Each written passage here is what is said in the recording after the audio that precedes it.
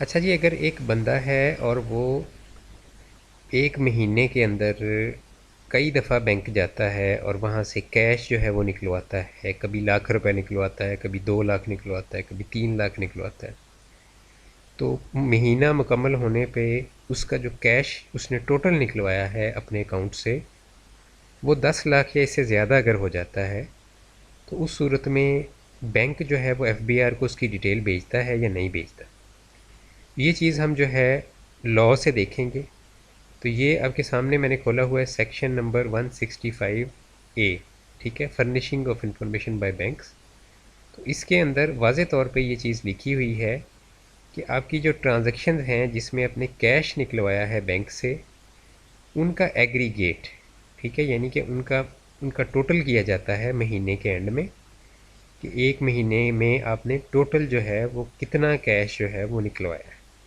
अगर ये टोटल जो है ये 1 मिलियन या इससे ज़्यादा बन जाए किसी भी महीने में, तो फिर इसकी डिटेल जो है वो फॉर्म सी के ज़रिए एफबीआर को सेंड की जाती है। ठीक है जी।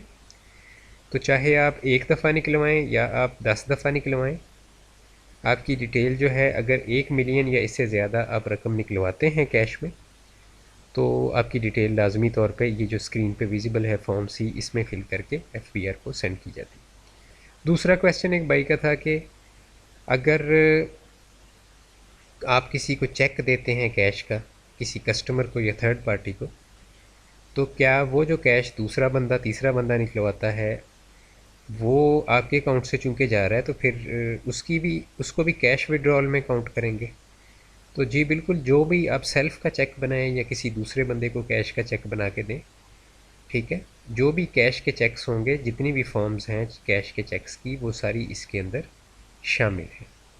तीसरा एक भाई का क्वेश्चन था कि ये अगर एक ब्रांच में मल्टीपल अकाउंट्स हैं, तो क्या उसके ऊपर लगेगा?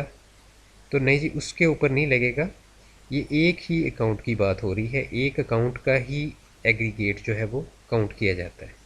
इसी तरह अगर मल्टीपल बैंक्स हैं, कोई आपका एक बैंक किसी और बैंक में अकाउंट है, एक किसी और बैंक में अकाउंट है, तो उस पर भी ये लागू नहीं होती। ये सेम अकाउंट जो है उसके ऊपर ये तमाम जो कंडीशंस हैं ये लागू होती हैं। ठीक है जी।